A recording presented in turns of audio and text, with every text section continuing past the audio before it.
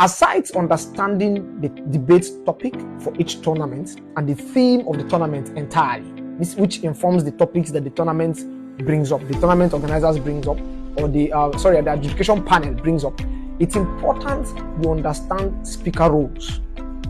Many debaters flop or goof because they do not understand, or they intertwine or mix up speaker roles during debate sessions. Let's begin with team affirmative, right, which is government side or opposition side. Let's discuss first speaker affirmative. What are his speaker roles? The first is introduction. The first speaker affirmative must introduce not just himself, but then he must introduce his team and their argument. Secondly, he must define and interpret their team case. He must define and interpret the topic of the debate for which he is arguing as affirmative speaker. And next, he must introduce his co-speakers. Now, this is what we call team split. All right? Any first speaker who does not do team split is a bad first speaker. In quotes. This is the reason.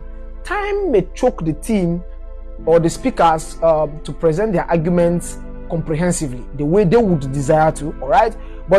And what makes up for that inadequacy is the team split work of the first speaker in the first speech for the team. So if the first speaker for the team, whether government or opposition, whether affirmative or negative, if the first speaker does team split, remember, it's called team split, which is introducing the speakers, his co-speakers, and their jobs. Ladies and gentlemen, Mr. Chair, my name is C. Charles, and I'm speaking on behalf of Team Affirmative in support of the motion. This House believes that the Ebonyi State government should legalize euthanasia. In my first speech, I'm going to be giving you arguments 1, 2, 3, 4. And in our second speech, the second speaker, who is a well-known and eloquent speaker, Mbai Fanyi, will be giving you our team argument, furthering to argument number 4, number 5, and number 6. What I've just done is I've told you the entirety of our framework.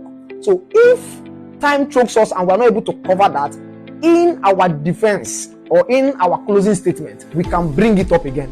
But if you do not bring up those points in your first speech, if time chokes you, your team cannot bring it up again.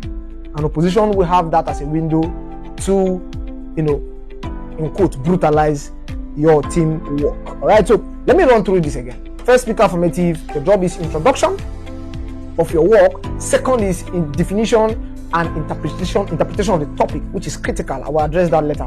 The third job is team split, which is introduction of your speakers and their speaker roles. Then the fourth thing you do as first speaker affirmative is arguments. So you present your arguments. So before you present your argument, a lot of speaker debaters, especially in this part of the world where people are not yet acquainted or acclimatized with debating, professional debating, people just come on stage and they rush into their arguments. So that makes the debate to lack proper structure. Introduction, definition, and interpretation of the topic. Third is team split job, and then the fourth, arguments, reasoning, and evidence. So when you bring up your arguments, you tell us your evidences to back such arguments.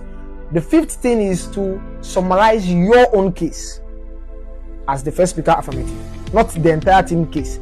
That's the job of the last speaker. The last speaker is supposed to summarize the entire team's case. Your job as first speaker affirmative is to summarize your own case. That's your fifth role. And lastly, your sixth role is conclusion, and then you bow out of the stage. So let me run you through that again, just one more time. Introduction, definition, and interpretation of topic. The third is team split. The fourth is arguments, evidence, and reasoning and evidence. The fifth is summary of your own arguments, your own points, and lastly is conclusion. Ladies and gentlemen, quickly, second speaker affirmative. Your job includes